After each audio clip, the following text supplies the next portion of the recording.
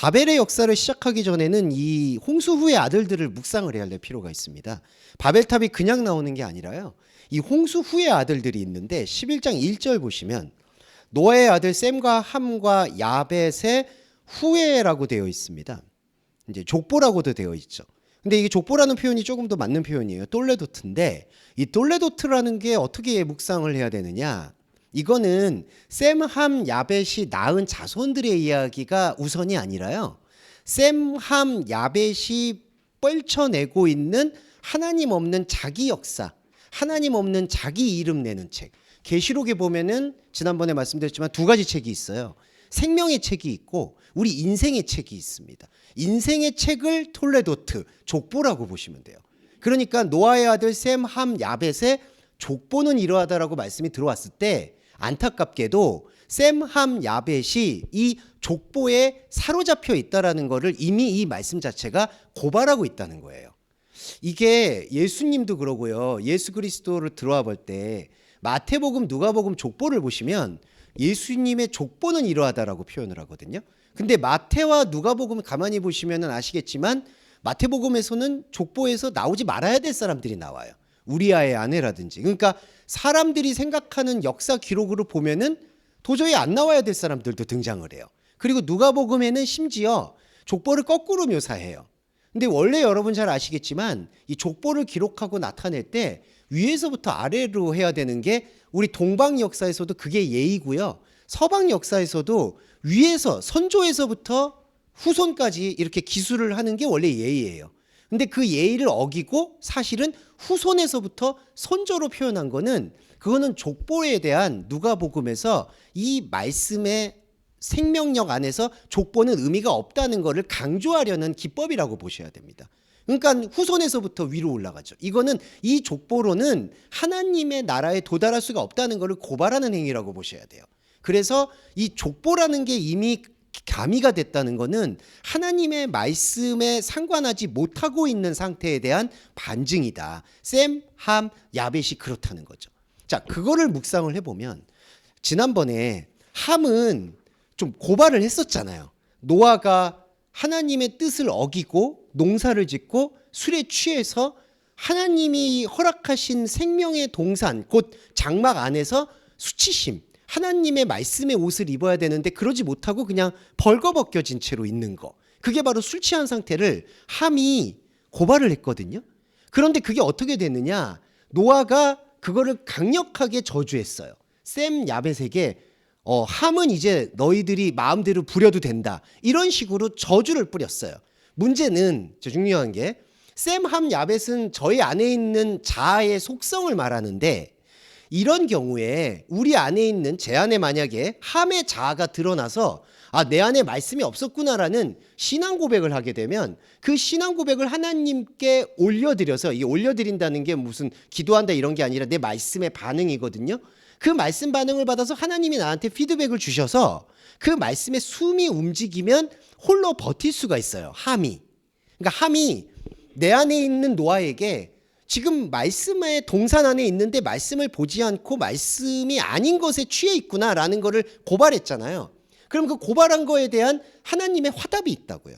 그럼 그걸 받아서 더 깊게 들어가야 돼요. 그런데 10장에 들어와 보면 함이 지금 야벳과 셈이 저주하고 있는 그 저주와 복받는 거에 그냥 연루가 돼 있다는 걸 확인해 보실 수가 있어요. 함도 나중에 가면은 이제 10장에서 말씀드리면 그는 특이한 사냥꾼이 된다. 그들의 후손이 구스 자손이라고 할 수 있죠. 이제 이렇게 변질되는 걸 볼 수 있습니다. 그러니까 이게 뭐냐 하면 저와 여러분 안에도 말씀의 반응을 일으키는 자아가 분명히 존재하죠. 지금 저와 여러분 안에 생명 예배를 함께 하고 계시기 때문에 영적 자아가 더 충만한 것은 확실해요.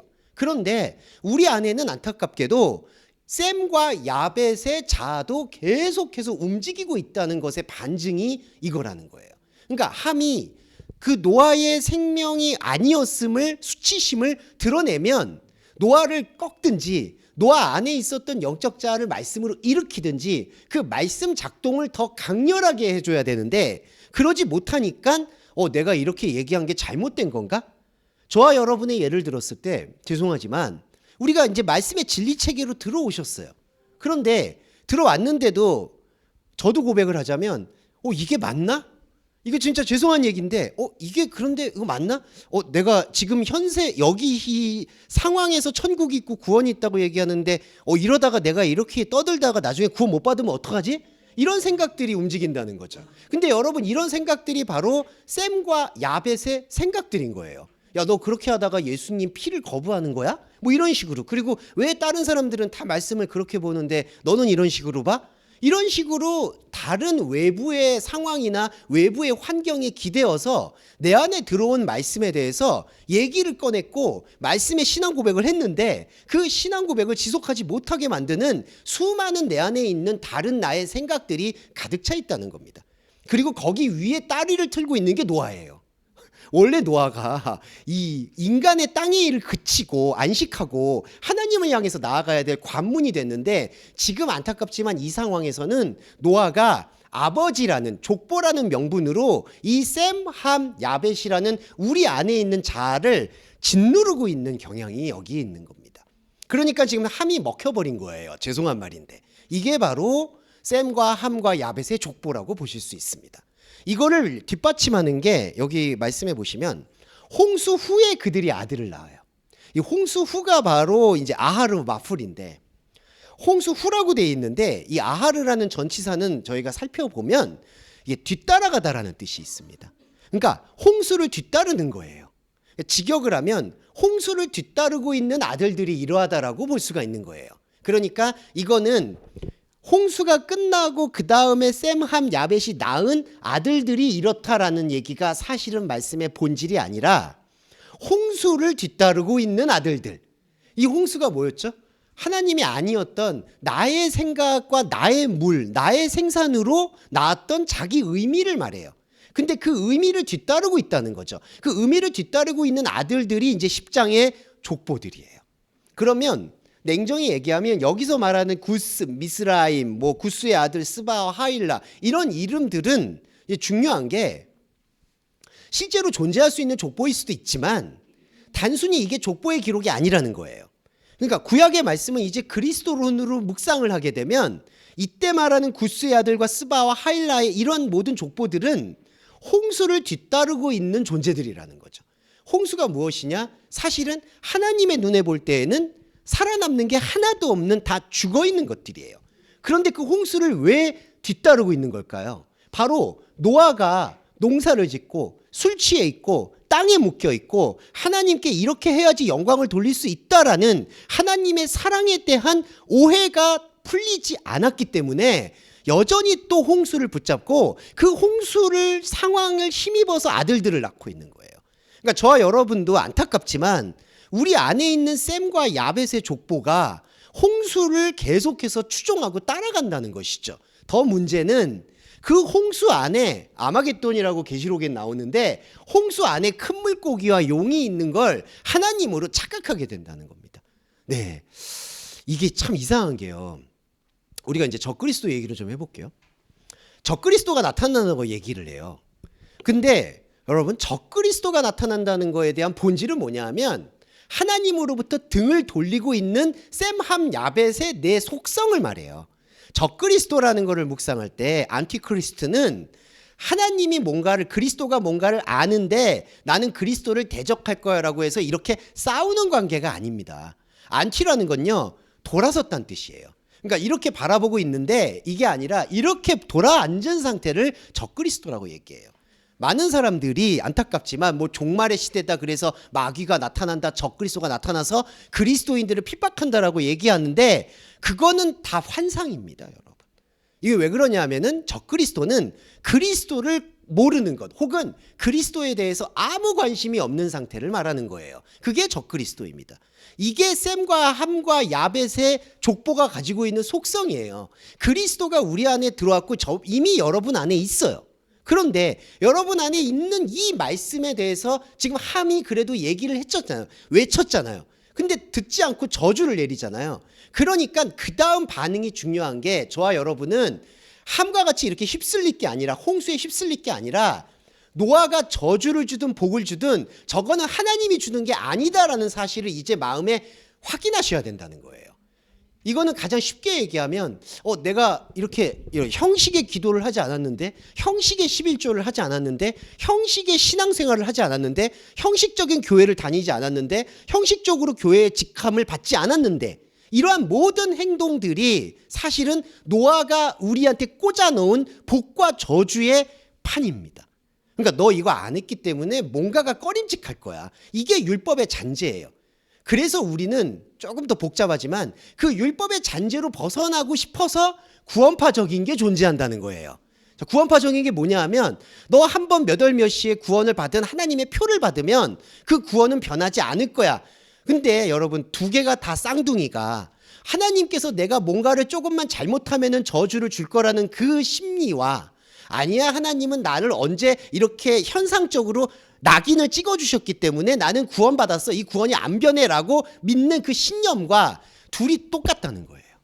이게 바로 한국 교회를 사실은 지배하고 있는 겁니다. 그러니까 믿음으로 구원은 받았는데 성화가 되어야 된다든지, 아니야 성화가 필요 없고 몇 월 몇 시에 구원을 받았다고 하면은 당신은 구원 받은 거야.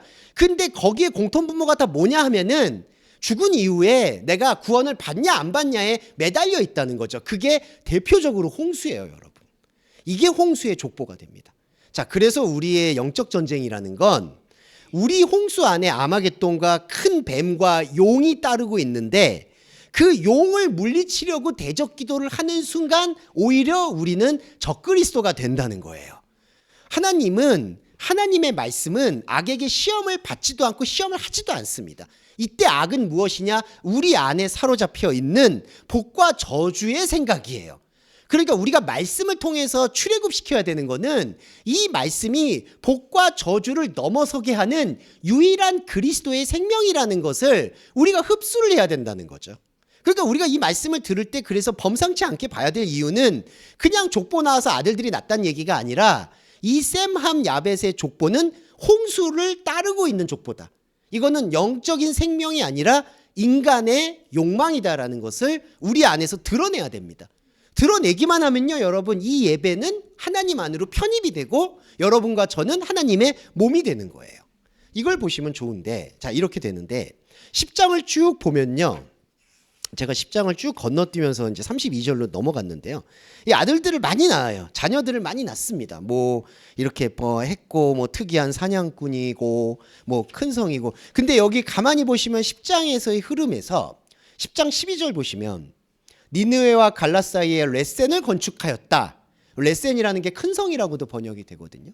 자, 이런 걸 건축했다든지, 그리고 가나안 자손들이 흩어져서 처했다든지, 그리고 각기 족속과 방언과 지방과 나라를 외쳤다든지. 자, 이러한 모든 경향들이 뭘 얘기하고 있느냐? 땅에 뿌리를 내리고 있는 인간의 희노애락과 삶을 얘기하고 있어요. 건축을 짓고요, 방언을 말하고요, 족속을 말하는 거. 이 방언을 말한다는 건 문화를 말하는 겁니다. 그 신약 성경의 은사 방언이 아니라, 방언을 말했다는 거는 뭐 예술 행위를 했다, 그리고 미술을 그렸다, 벽화를 그렸다, 이런 것들을 얘기해요. 그러니까 10장의 셈, 함, 야벳의 족보들은 다 무엇을 하고 있느냐? 삶을 살고 있는 거예요. 짓기도 하고, 예술 행위를 하기도 하고, 직장을 갖기도 하고, 그리고 마을을 꾸리기도 하고. 자, 그런데 중요한 걸 보세요. 10장이 잘못됐느냐? 그러니까 건축을 하고 마을을 꾸리고 살아가고 있는 게 잘못됐느냐? 아니에요. 잘못된 게 아니라 그거는 그냥 사람이 사는 거예요. 근데 중요한 게 뭐죠? 이 사람이 그냥 살아야 되는데 그냥 살지 못하게 이거를 묶고 있는 게 노아고, 노아가 무엇에 묶여 있냐면은 제사에 묶여 있다는 거예요. 그래서 믿는 사람이든 믿지 않는 사람이든 나는 교회 안 다니니까 그럼 제사와 상관없어, 이게 아니라 모든 사람에게는 선악과에 얽매여 있는 노아가 있다는 겁니다. 그러니까 노아가 이거를 딱 붙잡고 있기 때문에 우리의 삶은 그냥 사는 건데, 그러니까 저와 여러분은 건축하고 직장 다니고 일을 하고 먹고 마시고 그냥 사는 거예요, 여러분. 여기는 의미가 없죠. 그런데 우리 안에 있는 선악과의 욕망이 이 그냥 살고 있는 삶에다가 하나님 이름을 갖다 붙이고, 명예를 갖다 붙이고, 돈을 갖다 붙이고, 자기 삶에 그래도 이만하면 살 거야 라는 무슨 식의 한 터럭이라도, 좁쌀 하나라도 의미를 부여하려고 한다는 거예요. 그게 셈, 함, 야벳의 족보라는 겁니다. 이게 중요해요. 그러니까 어떤 분들은 뭐 믿지 않는 사람은 하나님 안 믿으니까 상관없지. 전혀 그렇지 않습니다. 사람은 모든 존재가 선악과적인 종교적 존재예요. 어머니 뱃속에서 분리되면서부터 모든 종교성을 피할 수가 없습니다. 그래서 노아한테 묶여 있는 거예요. 이게 바로 그냥 살면 되는데, 이게 참 말이 이상하죠? 그냥 우리한테 주어진 희노애락을 살면 되는데 그 희노애락에다가 하나님의 이름 혹은 자기가 생각하는 우상의 이름을 갖다 붙여서 하나님께 농사 짓고 제사를 지으려고 한다는 거예요. 근데 그거는 하나님의 사랑과 정면으로 위배가 되는 행동입니다. 그러니까 하나님은 말씀으로 우리 안에 들어오시는데 우리는 우리 안에 들어온 하나님을 애써 무시하고 적그리스도가 되고 이렇게 밀어내고 우상을 세워서 용을 세워서 뱀을 세워서 그분께 찬양을 드려야지 직성이 풀린다는 거예요. 그게 홍수 백성의 모습입니다. 그러니까 이 말씀을 제가 드리는 이유 중에 하나가 중요한 게 이 원어를 해석할 때 어떤 분들은 이건 특정에 대한 비판이 아니라요. 말씀에 대한 해석이에요. 어떤 분들은 건축하고 먹고 사는 것 자체가 노아의 쓴뿌리라고 얘기해요. 근데 그게 아니잖아요. 여러분 건축하고 직장을 갖고 일을 하고 이거는 그냥 사는 거예요, 여러분. 그러니까 이거를 분리를 할 필요가 있다는 거죠. 근데 이것조차 우리가 먹고 사는 것조차 선악과의 잔재물이다라고 생각하는 건 또 선악과의 욕망이라는 거예요. 왜냐하면요, 우리가 기독교인들이 또 이게 있잖아요. 당신이 죄인이다. 이 죄를 이제 잘못 해석을 하게 되면 당신은 가만히만 있어도 죄인이다. 이렇게 되면 뭐가 될까요? 자범죄를 많이 짓고 있는 사람으로 생각한다는 거예요. 그냥 가만히 눈만 뜨고 있어도 당신 죄인이다. 이렇게 얘기하면 그냥 당신이 하루에도 알게 모르게 지은 죄가 1만 개가 넘는다. 이런 식으로 가져가게 된다는 거예요. 예수의 피가 그걸 해결해 줬다고 생각하는 거예요. 그러면 이게 어떻게 될까요? 또 예수의 피와 보혈이 이상한 보혈이 되는 거예요. 이상한 십자가가 된다는 겁니다. 그러니까 이거를 우리가 좀 분리를 할 필요가 있어요. 그래서 삶은 삶대로 그냥 사는 거예요. 그리고 삶에다가 우리의 현상적인 삶의 모습에다가 하나님을 투영하지 않는 상태, 거룩하게 구별하는 상태, 영적인 자아의 본질만 성경 말씀을 통해서 추출하고 채굴하는 영과 진리 안에서의 예배가 이루어지면 우리 안에 그릇된 노아의 결박은 끊어지는 겁니다. 우리 안에 함이 가나안의 진정한 아버지로 우리 안에서 회복이 될 수 있다는 거죠. 이거를 설명하는 게 바로 10장의 스토리예요. 이 10장의 스토리를 조금 더 장황하게 설명을 드렸지만 마무리를 하면 32절에 이들은 그 백성들의 족보에 따르면 노아 자손의 족속들이요 홍수 후에 이들에게서 땅의 백성이 나뉘었더라 이렇게 돼 있어요. 자, 확증을 해볼게요. 자, 10장의 내용에서 자, 그리스도인은 노아를 분리하고 봤습니다. 그리스도인은 노아를 분리하고 그냥 이 삶을 산 거예요. 이거 입체적으로 보세요. 여러분 지금이 이미 죄송합니다만 수명을 다할 때라고 생각해 주시고 과거에 처음 태어났을 때라고 생각해 주셔야 돼요. 내 인생은 하나님 앞에서 항상 통전적이라고 해서 전체를 보이는 겁니다. 하나님은요, 우리는 좀 답답하지만 하나님은 우리의 처음 시작과 끝으로 항상 그렇게 보세요. 그러니까 제 80세 욕망인가? 90세. 제 90세요. 90세. 제 90세, 제 100세와 제 1살과 인간의 시간을 그냥 통째로 보시는 거예요. 하나님의 입장은. 그러니까 하나님은 그냥 우리를 그렇게 보세요. 근데 하나님이 우리를 1살에서 100세로 보실 때 하나님은 우리의 무엇을 보느냐? 우리 안에서 1살에서 100살 동안 살았던 그 업적을 보는 게 아니라 그 의미를 보는 게 아니라 너가 어떤 가족을 꾸렸고 어떻게 태어났고 어떻게 했고 어떤 일을 했고 그거는 하나도 필요 없고 그 안에서 나의 말씀, 하나님이 들어왔던 그 생명의 말씀, 그 말씀이 지금 흐르고 있는지 안 흐르고 있는지만 상관한다는 거예요. 그게 하나님의 사랑입니다. 그럼 우리도 그 사랑에 화답을 해야 되는 게 영과 진리 안에서의 예배인데 지금 이 족보들이 계속 홍수에 휘말리다 보니까 이 족보들은 지금 어떤 결과가 나오느냐? 노아 자손의 족속이라고 번역이 되어 있는데 이게 미슈페오트인데 족속이라는 단어가 종류, 종족, 백성, 그 다음에 종이라는 뜻이 있습니다.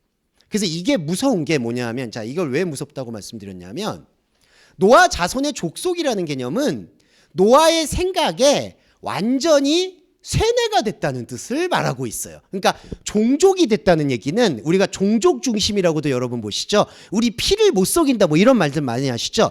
그거를 동양으로 말하면 운명이라고 말을 하죠. 이 족속이 됐다는 얘기는 이제 노아가 가지고 있는 그 뿌리 깊은 제사의 생각에 더 이상 분리할 수 없이 완전히 세뇌가 돼버렸다는 걸 얘기하는 거예요. 그러니까 저와 여러분이 이게 숨만 쉬면 죄인이라는 건데, 저와 여러분이 노아라는 하나님이 아니었던 적그리스도적인 생각에 완전히 그냥 하나의 종이 되어버렸다는 거죠. 세뇌가 돼버린 거예요. 이 세뇌를 풀 수 있는 거는 사실은 그리스도의 말씀밖에 없는 거예요. 그러니까 완전히 그냥 잘못된 노아의 생각, 잘못된 노아의 포도 농사가 그냥 사람의 DNA를 그냥 지배한 거예요. 그래서 여러분 자신도 그렇고 혹시 다른 사람들이나 다른 어떤 인물들의 삶을 보면 완전히 그 사람이 어떤 사상이나 생각이나 신념에 그냥 세뇌가 된 걸 볼 수 있어요. 어떤 말을 해도 안 통하는 사람을 볼 수가 있습니다. 이게 이 상태예요. 그러니까 이게 고발이에요. 그러니까 이 셈과 함의 족보를 제대로 보지 않으면 잘못된 노아가 낳은 아들들의 완전히 그냥 몸이 되어버렸다라는 것을 강조하고 있다는 거죠. 그러니까 저와 여러분이 이 10장의 족보를 묵상할 때 나타내야 될 말씀의 태도는 이 상황을 벗어나지 않으면 우리에게서는 말씀의 어떠한 것도 풀릴 수가 없다라는 사실에 대한 확증이 필요하다라는 겁니다. 이제 이게 10장의 내용이 될 것 같아요. 여기 한글 번역도 뭐 구음이 하나요? 언어라고 돼 있어요. 근데 말하고 언어하고 이게 조금 다른데 조금 좀 설명드릴게요. 자, 이 언어가 뭐냐면요, 사파르라는 건데, 이 사파르라는 히브리어는 이게 표면의 말을 말합니다. 그러니까 사람의 말, 인간의 말을 말해요. 사람이 통하는 말. 근데 그 언어는 냉정하게 얘기하면 사실은 하나가 아닌데 하나예요. 이게 무슨 얘기냐면 사람이 가지고 있는 사람의 도구적인 말이에요. 이 사파르라는 게, 이 언어가. 근데 이 언어가 하나이고 싶어 한다는 거예요. 네. 이 하나가 뭐냐? 이 하나가 되고 싶어 한다는 건 내가 다 차지하고 싶다는 생각이에요. 이게 선악과의 논리예요. 그러니까 선악을 넘어선 생명은요, 결핍이나 결핍이 아닌 거에 대해서 휘둘리지 않아요. 그러니까 그냥 선악이 띄어져 있는 상태로 가는 거예요. 그러니까 왜냐하면 선악과라는 거는 악이 결핍이잖아요. 결핍을 메우려고 노력을 해요. 하나가 되려고 노력을 한다는 거죠. 그게 바로 마귀의 속성이에요. 하나님처럼 되려고 한다는 거예요. 하나님처럼 되려고 할 때 나의 결함이 보이니까 그 결함을 어떻게든지 메우려고 발버둥치는 게 마귀의 속성이라는 거예요. 그러니까 하나가 되려고 한다는 거죠. 그런데 이거는 절대로 하나가 될 수가 없어요. 그러니까 인간의 불행은 여기서 시작돼요. 그러니까 하나가 될 수가 없는데, 선악과에서 극복이 될 수가 없는데, 인간의 언어는, 인간의 도구는, 인간의 문명은, 인간의 말은 계속 하나가 되려고 한다는 거죠. 더 정확히 말하면 하나처럼, 하나님처럼 되려고 한다는 거예요. 근데 이거는 하나예요. 나바르, 말이 하나다. 이 문장은 상당히 아름다운 문장입니다. 자, 앞에 문장, 언어가 하나라는 건 사람의 말은 하나처럼 되고 싶어하고, 이 하나님의 말이에요. 나바르, 하나님이 말씀하시는 하나님의 말은 원래부터 하나였어요. 자, 근데 이게 이상한 게, 언어가 하나일 때는요, 이게 하나처럼이잖아요. 하나처럼이라는 뜻은 뭐냐면 두 개가 있는 걸 용납을 못하고 하나를 자르거나 극복을 해서 하나로 만들려고 한다는 거예요. 그러면 이거는 하나로 만들려는 사람에게는 이 둘이라는 게 이미 전제가 돼 있어요. 둘은 관계를 얘기합니다, 여러분. 이 관계는 뭐냐 하면은 비교예요, 비교. 관계에 대해서 오늘 말씀드리고 싶은데, 죄송한 말인데, 너무 죄송한 말인데, 인간의 관계는 모든 게 비교입니다. 심지어 부모 자식도 비교예요. 예. 이런 얘기를 하는 게 참 제가 여기 지금 어머님도 계시고 권사님도 계시는데, 예. 비교해요. 내리사랑, 물론 내리사랑일 수 있죠. 그리고 효, 이런 거 다 좋아요. 이런 것들은 우리가 다 지켜나가는 거예요. 근데 인간의 이 노아, 아까 제가 말씀드렸던 포도 농사를 짓고 있는 노아의 그 결박 속에서는 내가 밖을 보고 있는 사람은 모두가 비교가 돼요. 그래서 흔히 말하면 열등의식을 느끼든 자존감을 느끼든, 나는 저 사람보다는 이러면 자존감이 충족되고요. 나는 저 사람보다 못한 것 같아. 저 사람들이 인생은 잘 풀리는데 나는 왜 이래? 이런 식은 열등감이 들어오고요. 자, 이런 것들을 또 극복하려고 심리 프로그램들이 나오고요. 근데 그 심리 프로그램도 비교해서 잠잠케 하는 것뿐이에요. 네, 그러니까 당신은 열등하지 않다라고 위로를 해주거나 당신은 우월해서는 안 된다라고 위로를 해주거나 그것도 이미 하나처럼 되려고 하는 그 프레임에서 그 결박에서 자유롭지 못하다는 거죠. 자, 그런데요. 이 나바르가 하나라는 거는 말이 하나라는 거는 관계가 없는 하나, 저희가 말씀드렸던 독생자의 하나입니다. 그러니까 이거는 사람이 견디기가 어려운 거예요. 솔직히 말씀드리면. 그러니까 하나님과 나와의 관계라는 거는 독생자의 관계를 말하는데 독생자의 관계라는 거는 타인이나 어떤 외부적인 거를 절대로 비교할 수가 없는 거를 하나라고 얘기해요. 그러니까 하나님 말씀의 하나는 비교 대상이 없는 하나예요. 근데 이걸 왜 견디기 힘드냐라고 말씀을 드리냐면 사람이 가지고 있는 성정은 늘 뭔가 다른 것에서 비교해서 나를 확인받았기 때문에 심지어 하나님을 섬기는 내 마음조차 아버지 하나님 제 기도를 들어주세요. 아버지 하나님 제 예배를 받아주세요 라고 해서 내 안에서 어떤 감정적인 동요가 일어나는 걸로 신앙생활을 꾸려왔던 것이죠. 근데 그것도 사실은 관계에서 하나님을 찾은 거예요. 근데 여기 보세요. 나바르 에아르 말이 하나라는 거는 관계에서 하나님을 찾지 못하는 그 지점에 있다는 거예요. 그러니까 저와 여러분의 신앙과 믿음이라는 건 누구에게 비교당할 필요도 없고 비교해서도 안 돼요. 제가 앞서 말씀드렸던 저 첫 시간에 말씀드렸던 그 족보를 따라가서 나는 누구를 믿고 있다, 누구를 의지하고 있다, 나는 어느 교회를 다니고 있다, 나는 어떤 하나님을 믿고 있다, 그런 어떤 대상을 통해서 말씀이 아니라 대상을 통해서 나를 확인받고 있는 모든 행동들은 사실 앞의 행동, 하나님처럼 되고 싶은 행동인 거고요. 사파르 에아드인 거고 정말 하나님의 말씀하시는 내 안에 있는 누구와도 비교할 수 없는 유일한 하나님의 말씀, 나바르 에아르가 아니라는 거죠. 자, 그러니까 11장 1절에서 설명하는 이 의미 자체는 뭐냐면 노아의 족보 상태가 바로 이렇다는 거예요. 언어가 하나다. 하나처럼 되고 싶어 하는 거예요. 그리고 원래 노아에게 진짜 하나님께서 방주를 허락하셨던 노아의 말씀 안에는 나바르 에아르가 있다는 거예요. 비교할 수 없는 말씀. 그러니까 저와 여러분 안에 제가 성도님께 전혀 제가 범접할 수 없는 성도님만의 우주가 있고요. 그 우주를 조성하신 분이 하나님이고요. 그 하나님은 오직 성도님 하나와 관계를 맺는 독생자의 관계로 생명을 느낀다는 거죠. 하나님이 그렇게 느껴요. 그리고 놀라운 건 하나님이 모든 걸 만드셨다라고 할 수 있는 하나님이 그 하나를 위해서 그 성도님 한 존재를 위해서 자기의 모든 것을 투신했다. 이거를 우리가 흡수해야지 이 나바르 에아르라는 말씀이 하나라는 게 회복이 된다는 거예요.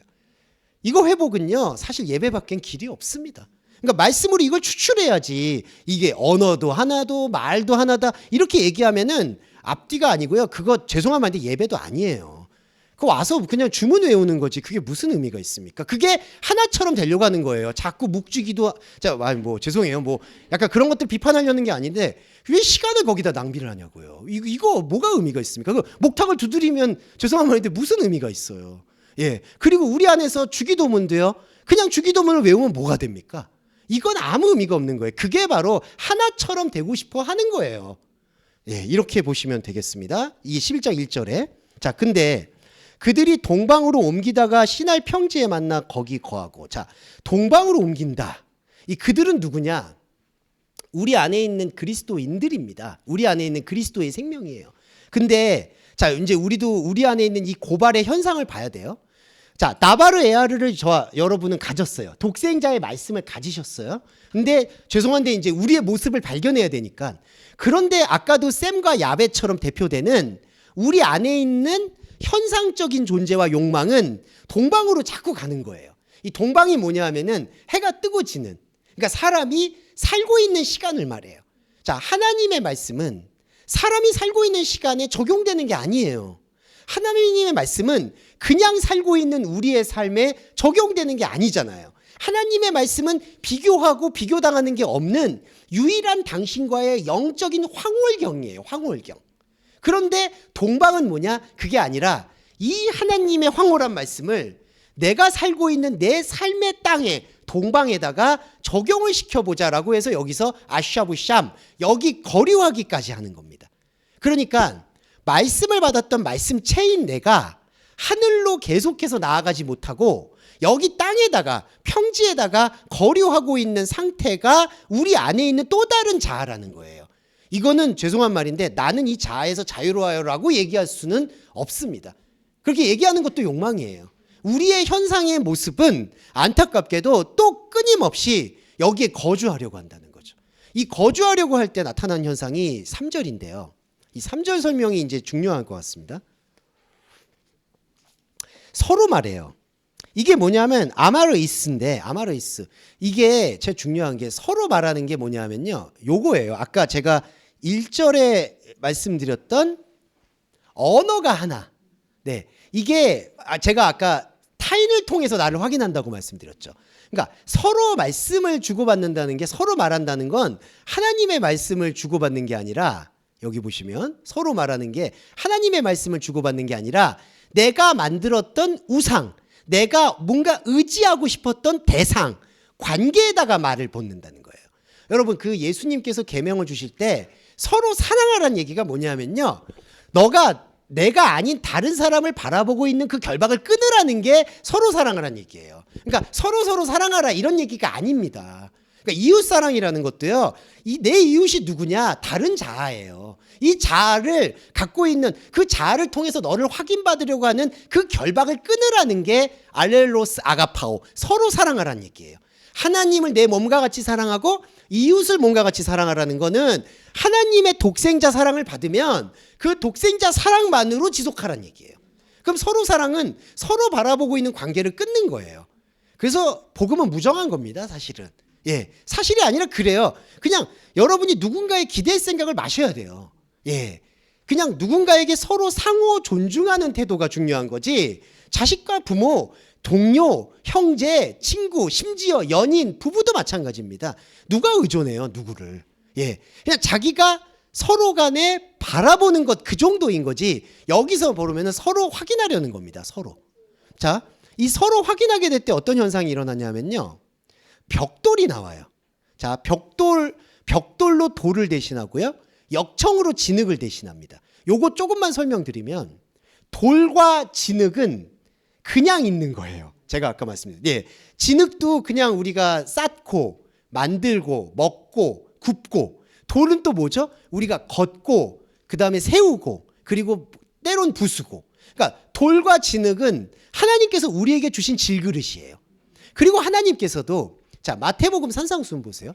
하늘에 떨어져나는 새로 봐라. 하나님께서 그 새도 입히시는데, 그러니까 이 말씀의 의도가 뭐냐면 돌과 진흙을 하나님께서 그냥 둔다 이 얘기예요. 그냥 두신다는 게 사람이 들을 때는 방치한다고 생각하죠. 근데 그게 아니라 하나님이 돌과 진흙을 그냥 둔다는 얘기는 그것 또한 배려하겠다는 얘기예요. 예, 이 얘기입니다. 그런데 사람은 그거를 못 견딘다는 거예요. 하나님, 내 돌과 내 진흙에도 무언가 의미를 부여해 주세요라고 얘기하는 게 돌이 벽돌이 된 거고요. 진흙이 역청이 된 거예요. 네.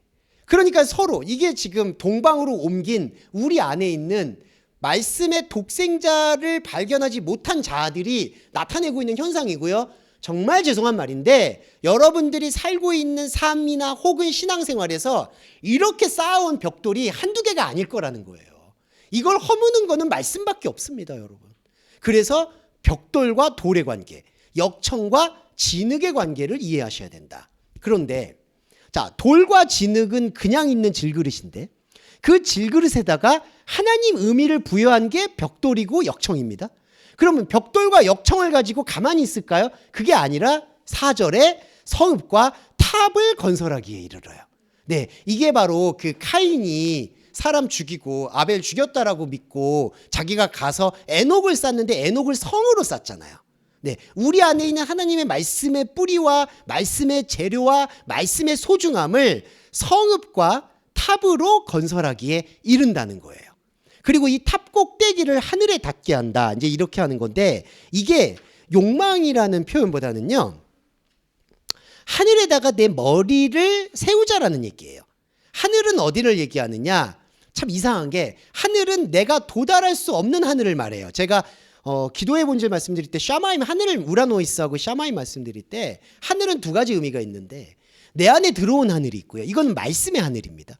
근데 말씀 밖의 하늘도 있어요. 말씀 밖의 하늘은 내가 우러르고 내가 섬기고 평생 죽을 때까지 충성 봉사해야 되는 하늘.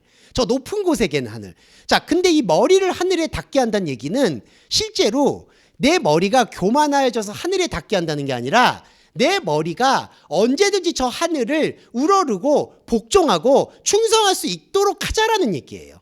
그러니까 이거를 많은 분들이 오해를 하시는 게 인간이 교만해서 그 탑을 끝까지 쌓아가지고 하늘에 닿게 하려는 거다라는 걸로 오해를 하시는데 그게 아니라 오히려 반대가 저 하늘은 내가 다가갈 수가 없으니까 여기서 제사를 지내서 탑을 쌓아서 내 머리를 언제든지 하늘을 향할 수 있게 만들자.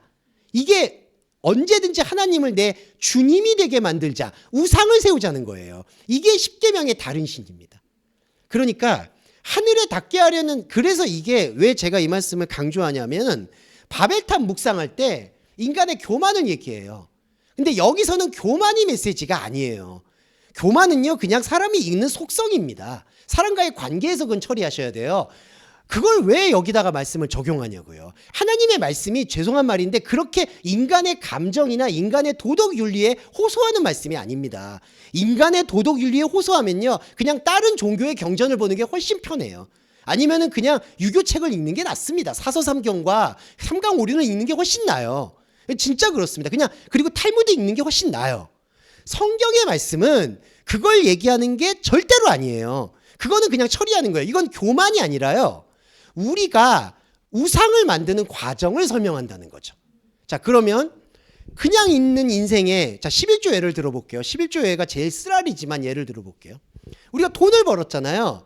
자, 여러분과 제가 돈을 벌었어요. 사실은 이게 이제 피고름 짜서 버는 건데 사람이 돈을 쉽게 버는 게 어디 있겠습니까? 벌었어요. 근데 여러분, 이 번 돈은 돌과 진흙이에요, 여러분. 그 돌과 진흙은요, 돌과 진흙으로 쓰면 돼요. 그렇죠, 여러분? 그런데 이 돌과 진흙이 11조가 되면 어떻게 됐죠? 이 돌과 진흙이 벽돌과 역청이 돼서 11조를 바치는 거예요. 자, 그러면 11조를 바치면 어떻게 되죠? 11조를 바치면 바치는 대상이 있어야 되죠. 대상이 누구냐? 하늘이에요. 하나님이에요. 그리고 대상을 향해서 저는 언제든지 머리를 들고 있어야 돼요. 이게 꼭대기를 하늘에 닿게 하여 우리 이름을 내자라는 거예요. 자, 이 내자라는 것도 교만하자는 게 아닙니다. 내가 세운 우상 하나님에게 내 이름이 생명책에 지워지지 않게 해달라고 기도하자라는 게 이름을 내자라는 거예요. 네. 그러니까 하나님 저를 생명책에서 지워버리지 말게 해주세요. 여러분 그런 거 많이 들어보셨을 거예요. 잘하면 복을 받고 못하면 저주를 받고, 너는 잘하면은 하나님 우편 보좌에 앉고 나중에 죽은 이후에, 아니면은 하나님께서 생명책에 지우시리라. 그래서 어떤 목사는 뭐 자기가 하나님의 대리자라고 생명책에 지울 거다, 안 지운다. 하나님이 뭐 이렇게 또 잘하면 뭐 여기다 새기고 못하면 지우고 이런 게 아니잖아요. 그런데 이런 말씀들의 해석이 되어지지 않으면요, 자기 이름을 낸다는 게 하나님 제 이름 좀 기억해 주세요라고 새기게 된다는 거죠. 자, 이게 무서운 게, 제가 좀 설명 더 드릴게요. 이게 현상적으로도 하나하나씩 있는데, 교회 보면 죄송한데 추모관이 있죠. 그 교회에다가 이름 새기시죠. 그리고 뭐 어떤 목사님 헌정을 하죠. 여러분 이런 것들이 다 잘못된 이름 내는 행위가 되는 겁니다. 그러니까 교만해서 그러는 게 아니라 그런 식으로 하나님께 자기 이름을 내려고 한다는 거예요. 자기 이름을 새기려고 한다는 거예요. 그게 바로 육의 신비에 새기는 행위가 되는 겁니다. 이게 이름을 내는 거예요. 그래서 4절을 정리해 보면 하나님께서는 돌과 진흙으로, 그냥 편하게 말씀드리면 그냥 우리의 삶을 즐겁게 사시라고 배려해 주십니다. 그리고 앞으로도 그럴 거예요. 저는 그거 확신해요. 그냥 돌과 진흙으로 먹고 살 만큼 해주실 거예요. 그 먹고 산다는 게 비교의 대상이 아니겠죠. 예, 하나님께서 당신과 사랑할 수 있는, 독생자로서 느낄 수 있는 그러한 영적인 흐름을 유지할 수 있도록 우리의 삶을 감정적으로든 관계적으로든 그리고 질병적으로든 어떤 식으로든 다스리면서 가시는 거예요. 그게 하나님 사랑입니다. 그런데 우리가 끊어내야 되는 거는 자꾸 우리한테 주어진 돌과 진흙에다가 서읍과 탑을 건설해서 자기 이름을 하나님 앞에 자꾸 봉헌하고 바치려고 한다는 거죠. 자, 그게 뭐냐? 11장 5절과 6절에 이 여호와와 우리와의 완전한 차이가 됩니다. 여기서부터 이제 복음의 시작인데요. 여호와가 내려와요. 여호와가 말씀이에요. 근데 여호와는 우리 안에 있습니다. 자, 여기서 굳이 여호와라는 표현을 쓰는 이유가, 자, 여호와 하나님 할 때 하나님은 엘로힘이라서 대표적으로 사실은 대상이 많이 돼요. 아, 높은 곳에 계신 하나님, 전능하신 하나님, 엘샤다이라든지 뭐 엘 마하나임이라든지 만군의 하나님. 근데 여호와는요, 이 구약 성경에서 지역 신이론으로 잘못 쓰였는데, 신약을 읽고 있는 저희들은 여호와는 스스로 있는 자라는 뜻이에요. 스스로 있다는 거는 어떤 관계도 맺지 않는다는 뜻이에요. 여호와, 야훼. 그게 그리스도 예수예요. 예수와. 그래서 우리 여호와가 내 안에 있는 말씀이에요. 말씀이 내려왔다는 얘기는 진짜 이렇게 내려왔다는 게 아니라 우리 안에 있는 말씀이 떨린다는 거예요. 5절하고 6절은 말씀이 진리를 얘기한다는 거예요. 자, 진리를 어떻게 얘기하죠? 성읍과 탑을 보고 이 무리가 한 족속이요 언어가 하나다. 여기 말하고 있는 언어가 뭐였냐면은 아까 말했던 사파르입니다. 그러니까 하나처럼 되려는 말. 그러니까 이건 아무 의미가 없어요. 하나처럼 될 이유가 없는데 하나처럼 되려고 한다는 거죠. 거기다 하나님을 세우려고 한다는 거예요. 그래서 이 무리가 한 족속이요 언어도 하나이므로 이같이 시작하였으므로 하고자 하는 일을 막을 수가 없다. 이미 되어가고 있다는 거예요. 자, 여기서도 이거 시간이 있는데 좀 복잡하지만 좀 설명을 드릴게요. 자, 이거 중요한 건데, 막을 수가 없다는 거는 중요한 게 이걸 막아야 된다는 얘기가 아니라요, 막을 수 없다는 거는 이거는 인생이다라는 표현이에요. 여호와가. 예, 그러니까 막을 수가 없다는 거는 그냥 우리가, 자, 여러분 저를 보고 하나님이 저한테 말씀해 주시는 거예요. 너가 먹고 살고자 하는 일은 막을 수가 있는 게 아니다. 근데 제가 왜 하나님이 이 말씀을 주셨냐면은 우리는 금욕과 절제라는 게 있죠, 여러분. 신앙생활이나 종교생활을 할 때 내가 뭔가를 절제하고 깎아서 하나님께 영광을 돌리려고 한다는 거예요. 근데 그거 역시 욕망이라는 거예요. 그러니까 사람이 돌과 진흙으로 사는 일은 막을 수가 없다고 얘기하는 거예요. 그런데 중요한 거는 이같이 시작한 이 상태는 문제 삼는다는 거예요. 그러니까 무리가 한 족속이 되고 언어가 하나이므로. 그러니까 인생은 막는 게 아닌데 이 막는 것처럼 되어진 게 뭐냐? 무리가 한 족속이 되고 언어가 하나가 되려고 한다는 거예요. 하나님처럼 되고 한다는 거죠. 그러니까 우리의 인생을 하나님처럼 되려고 하니까 자꾸 인생이 고달파지는 거예요. 하나님처럼 되려고 한다는 거. 그리고 믿지 않는 사람들도 아까도 말씀드렸지만 자기가 세운 명예, 자기가 세운 돈이 하나님이 돼서 그 인생을 오히려 계속 막으려고 한다는 거예요. 돌과 진흙을 벽돌과 역청으로 자꾸 만들려고 한다는 거예요. 이게 인생을 지옥으로 만드는 겁니다. 그러니까 그리스도인이 사실은 기회는 이 지옥에서 벗어날 수 있는 유일한 거거든요. 사실은 말씀 자체를 아예 모르게 되면요, 교회의 문턱을 모르면 사실 이런 것 자체에 범접도 못하죠. 왜냐하면 이건 이중 과정이에요. 우리가 그리스도를 알고 그 다음에 내가 섬기는 우상이 뭔가라는 걸 아는 게 말씀 예배의 본질인데, 믿지 않는 사람은 죄송한데 아예 그 이중 과정도 없으니까 그 사람들이 자유롭냐? 전혀 그게 아니라는 거죠. 하나님처럼 되려는 게 그들 안에 다 있다는 거죠. 막을 수 없는 인생을 막아서 하나님이나 자기가 섬기는 대상이나 신에게 영광 돌리려고 하는 게 바로 잘못된 상황이라는 거예요. 그래서 우리는 5절과 6절의 말씀을 듣고 그 말씀에 화답하면 7절에 우리가 되는 겁니다. 우리.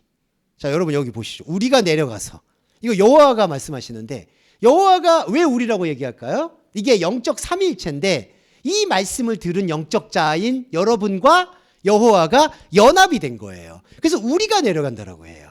자, 그러면 이 복음의 반응, 그들의 샤파르를 혼잡하게 하여 그들이 서로 알아듣지 못하게 하자. 로샤마. 이게 복음 중에 복음입니다. 그러니까 이게 진짜 금식이에요. 내가 원하는 금식. 그러니까 듣지 못하게 하자. 아까는 서로 말하잖아요. 그러니까 하나님의 생각을 말하는 게 아니라 우리가 서로 의지했던 대상에게. 그러니까 저와 여러분도 뭐 죄송하지만 종교 생활이 어렵고 인생이 힘들 때 목사님들한테 카운셀링을 받잖아요. 죄송한데 이제 더 이상은 목사님한테 카운셀링을 받진 않으셨으면 좋겠다. 목사님들은 이상한 답을 내놔요. 죄송한데. 왜냐하면은 그분들 안에는, 죄송해요, 저를 포함해서 경도된 생각이 있기 때문에 올바른 생각을 낼 수가 없어요. 그래서 저도 조금 죄송하지만 저도 카운셀링 비슷하게는 하고 있는데, 목사라는 의미, 성경이라는 의미는 다 떼어놓고 돌과 진흙 상태로 얘기를 해요. 그게 정확해요. 돌과 진흙 상태에서의 해결책, 돌과 진흙 상태에서의 최악이 아니라 착을 선택하는 거. 이런 것들을 얘기하는 거죠. 근데 이게 복음인 이유는 로샤마 알아듣지 못하게 하는 건 하나님이 아니었던 내가 세워놨던 우상의 관계에서 서로 말이 이제 커뮤니케이션이 안 되는 게 복음의 시작이라는 거예요. 그러니까 여러분 지금까지 내가 믿고 의지했던 대상이나 사상이나 아니면 이거 아니면 안 됐던 여러분만의 그게 있을 거예요. 저도 있고요. 근데 이게 서로 이제 알아듣지 못하게 된다는 건 쉽게 말씀드리면 이제 더 이상은 이걸 통해서 내가 재미를 느낄 수가 없다는 것. 그리고 내가 이걸 통해서는 더 이상 하나님을 찾을 수 없다는 것. 그냥 쉽게 말씀드리면 물질의 11조를 통해서는 더 이상 하나님을 못 찾아요. 물질의 금식과 단식을 통해서도 못 찾아요. 기도원에 가셔서도 못 찾는 거예요. 못 찾아야 됩니다. 그리고 찾으실 수도 없어요. 거기 가서 뭐가 있겠습니까? 방언을 해서도 못 찾는 거예요. 귀신을 쫓아도 못 쫓아요. 이게 바로 서로 알아듣지 못하게 되는 상태가 복음의 시작이라는 거죠. 자, 그 다음에 이제 힘든 게 뭐냐 하면 이게 좀 소리가 죄송해요. 잠깐 볼륨 좀 낮출게요. 네. 네. 자, 목소리 들리시죠? 지금 그래도 네, 들리시죠? 예, 좀 이어가겠습니다. 네. 자, 혼잡하게 한다. 이게 이제 중요한데, 자, 로샤마는 자, 언어를 못 들었잖아요. 자, 그 다음에 자, 요 과정을 좀 설명드릴게요. 언어를 못 들으면요. 그러면 우리는 또 어디서 찾냐면요. 영으로 하나님을 직접 만나야 되는데, 하나님의 말씀을 직접 만나기보다는 못 들으니까 또 들으려고 또 서로 쫓아다녀요. 예. 그러니까 이게 정말 지옥 중에 지옥입니다. 또 찾아요. 근데 자, 찾게 될 때 새로운 언어들이 들어와요. 근데 자, 복음의 정수는 이게 바벨인데요. 말날 혼잡하게 됩니다. 그러니까 이제 예전에는 서로 들었으면 명쾌했어. 이게 좀 비판해서 죄송한데 우리가 교회 생활할 때 중요하고 부흥이 잘 된 교회가 뭘까요? 일사불란한 교회가 잘 돼요. 예. 그러니까 아주 그냥 짜임새 있고 이렇게 믿어. 이 믿으면 돼. 이렇게 범사에도 잘 되고 이렇게 돼. 목표 주고 기도하고 자기 정신이 혼쭐 날 때까지 철야 기도하고 안찰 받으면 조금 좋아지는 것 같아. 실제로도 여러분 나이트 클럽과 비교해서 죄송한데 나이트 클럽에 이런 곳에서 막 소리 지르고 스트레스를 풀면 그래도 그걸 가지고 또 일주일 살잖아요. 마찬가지예요. 그러니까 서로 알아듣지 못하게 되면은 우리의 혼적 자아가 이제 진공 상태를 맞이합니다. 말씀을 저와 여러분이 지금 들었어요. 그래서 이 로샤마라는 듣지 못한다는 게 복음인 거를 여러분들이 인지하셨어요. 그러면 진짜 하나님의 자리로 가야 되는데 나바르 아마르라는 생명으로 가야 되는데 그게 아니라 또 다른 걸 찾으려고 한다는 거죠. 근데 자, 우리 여호와와 나의 말씀은 또 다른 걸 찾으려고 하는 그 말들을 말날 혼잡하게 만든다는 겁니다. 이게 제가 지난번에 무지개 말씀드렸을 때처럼 또 다른 길을 찾으려고 하는데 길이 안 보이는 거예요. 그냥 구부러지는 겁니다. 그래서 여러분 인생에서 제가 아무 희망을 찾지 말아야 된다라고 말씀드리는 이유는 또 어디 가서 또 다른 거를 찾지 마시라는 거예요. 또 다른 걸 찾는 순간 혼잡이 들어오고 근데 여기서 우리가 이제 현혹되지 말아야 되는 게 여러분 이 인생이라는 거나 우리한테 주어져 있는 거는 앞으로도 계속 혼잡하다는 얘기예요. 그러니까 아까 제가 처음에 말씀드렸던 자, 이름을 바벨이라고 하잖아요. 오늘 결론인데요. 이 바벨은 혼잡이라는 뜻인데요. 이 혼잡하다라는 게 복음이라는 거예요. 그러면 어떻게 우리가 이해를 해야 되느냐? 우리가 살고 있는 이 삶에는 돌과 진흙인 삶에는 하나님의 답이 없다는 거. 하나님께서는 이게 우리가 볼 때에는 안타깝지만 혼란으로 주셨다는 거예요. 근데 이게 안타까운 게 더 이상 아닌 건요. 우리가 이 세계가 혼란스럽다는 걸 알게 되면은 이 혼란스러운 것과 전혀 다르게 절대적인 평안을 주는 부활의 말씀을 우리한테 허락하셨다는 것을 필연적으로 느낄 수밖에 없습니다. 그러니까 저와 여러분이 바벨을 느끼게 되면요. 이 상황과 이 삶의 무의미와 허무함을 확인하시게 되면 그 삶의 무의미를 완전히 넘어서 있는 하나님의 부활 말씀에 눈을 뜰 수밖에 없다는 거예요. 이게 바로 부활체의 현현입니다. 육의 몸이 있은즉 영의 몸이 있는 여러분과 저의 바벨이에요. 그래서 이 바벨에 대한 마지막에 설명을 드리고 싶은 건 이게 기독교가 그리고 하나님을 믿는 여러분의 삶이 돌과 진흙이라는 거고요. 돌과 진흙의 삶이라는 것은 사실은 그렇게 명쾌하고 명확하게 갈리지는 않는다는 것을 묵상하셔야 된다는 거예요. 그리고 하나님께서 이렇게 명확하게 되어지지 않고 하나님 왜 이렇게 명확하게 되지 않아요? 라고 묻지 마셔야 된다는 거예요. 여기는 혼란스럽습니다. 그러나 더 중요한 건 이 혼란스러운 것으로 내버려 두지 아니하고 하나님의 진짜 말씀, 지금 아까 말씀드렸던 바로 요 말이 하나라는 거, 독생자의 생명, 이 생명이 우리 안에서 점점 커진다는 거죠. 그리고 마지막으로 말씀드리고 싶은 건, 자, 이 나바르 에하르, 말이 하나였던 이 생명이 압도가 되고 삼층천처럼 넘쳐나면, 충만해지면 더 이상 이 바벨이 바벨로 안 보이게 되는 상황이 우리한테 임재한다는 거예요. 그러니까 우리는 언젠가 이거 진짜 혼란스러우면 안 돼, 이것만은 안 돼, 나한테 이런 것들이 끊어지면 안 돼라는 게 강렬하게 있는데, 이제는 더 이상 이게 아니면 안 돼라는 게 인생에서 없어진다는 얘기예요.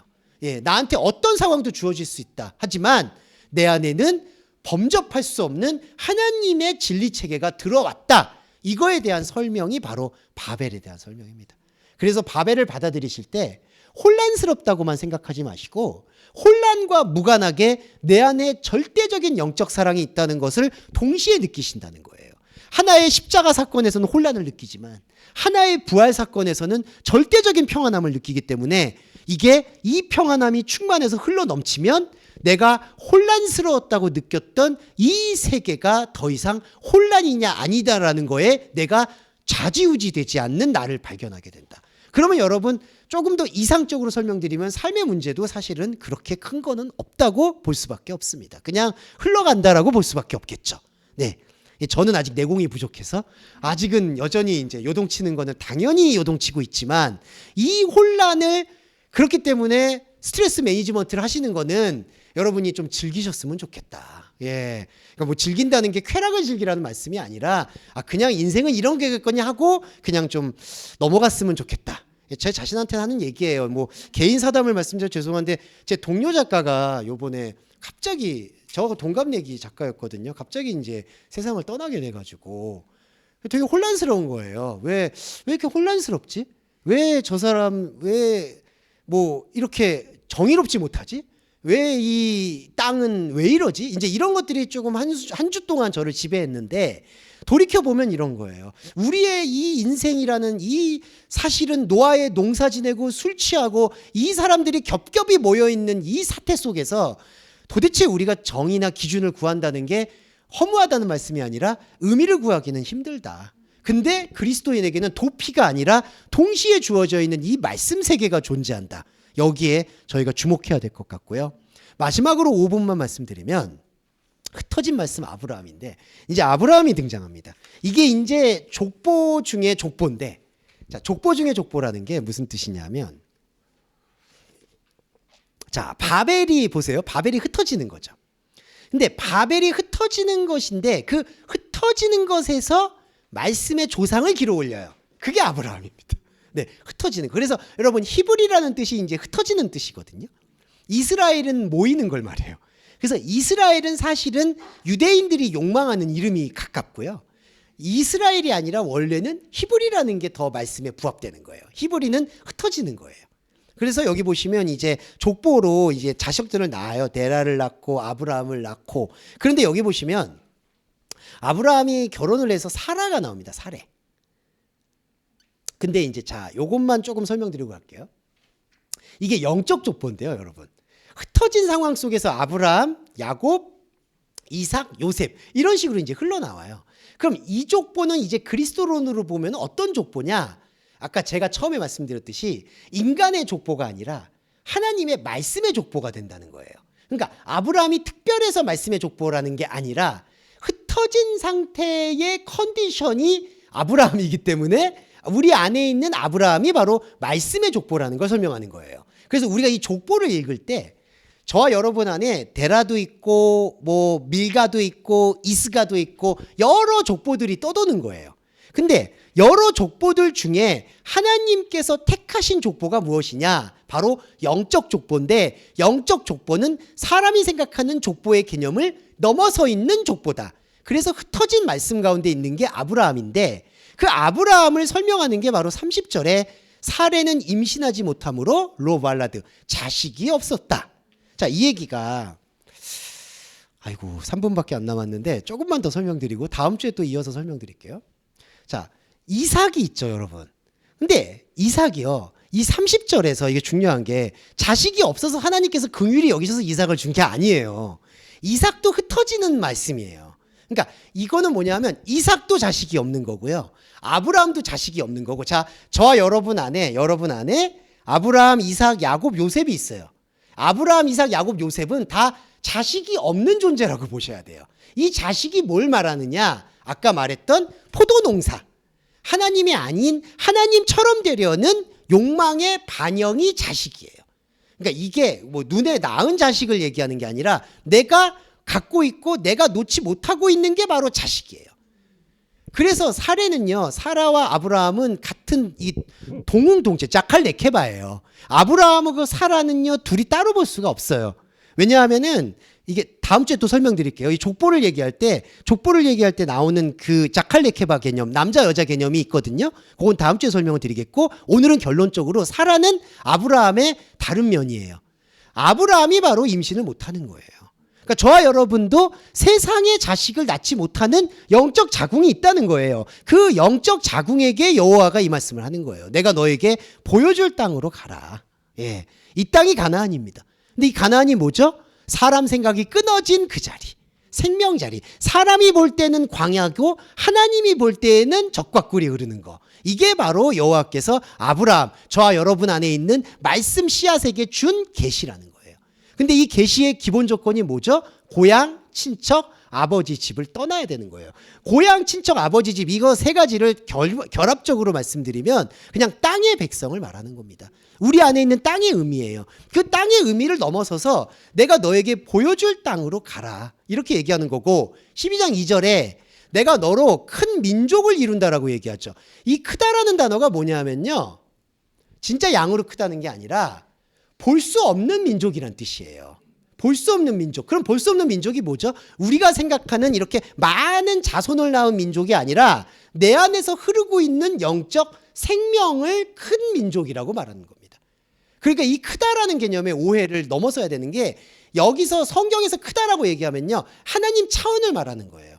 하나님 차원은 비교 대상이 아니에요.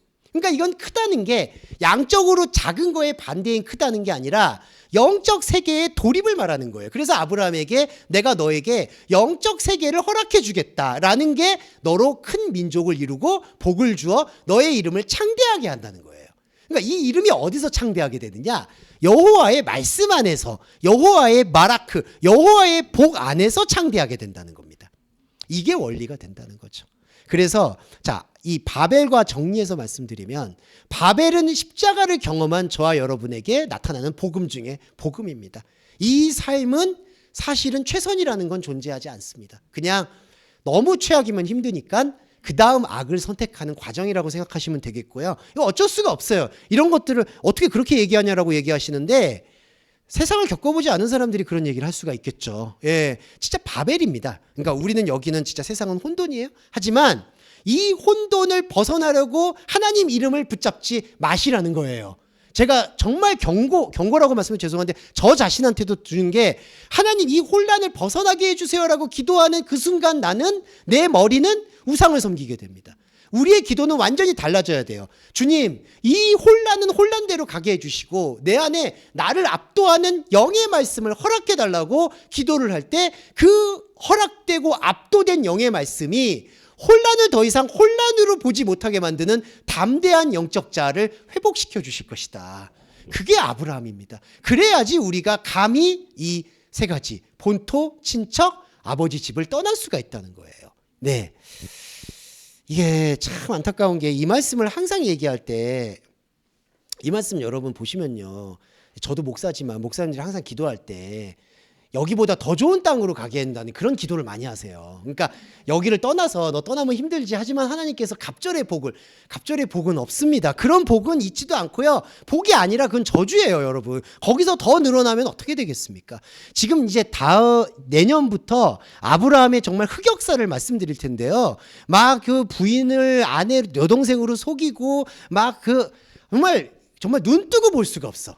그래서 설교를 하기가 싫습니다. 사실은 그 요셉 나오고 야곱은 말할 게 없어요. 야곱은 이삭은 무능하고요. 야곱은 간사하고요. 요셉은 권모술수가 능하고요. 이게 나쁘다는 의미가 아니라 흩어진 말씀으로 살아가려고 하는 게 아니라 내가 흩어진 게 싫어서 뭔가를 붙잡으려고 발버둥칠 때 나타나는 그 신앙 고백이 창세기의 아브라함, 이삭, 야곱, 요셉의 역사예요. 네, 거기까지 근데 희망인데 나중에 여호수아 넘어가면 이제 희망이 없어요. 네, 그건 또 나중에 또 자세하게 설명을 드리도록 하겠습니다. 그래서 이 신앙의 역사는 참으로 비극적인 역사지만 저와 여러분이 바벨의 말씀을 더 이상 두려움이 아니라 복음의 말씀으로 받아들이면 본토 친척 아버지 집을 떠나는 아브라함이 여러분 안에서 절대적으로 회복될 수밖에 없다. 그리고 감히 말씀드리면 지금 저와 여러분이 이렇게 말씀을 나눌 때 이 회복은 이미 일어난 거고 하나님께서 여러분을 영의 몸으로 삼아 주실 수밖에 없다는 것이 메리트, 언약인 겁니다.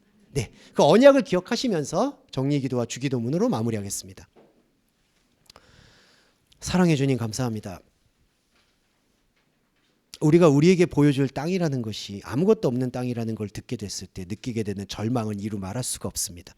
하지만 주님, 저는 이 땅을 벗어나 있습니다. 저는 당신의 절대적인 평안과 당신의 절대적인 말씀 안에 있습니다. 이것이 언약입니다.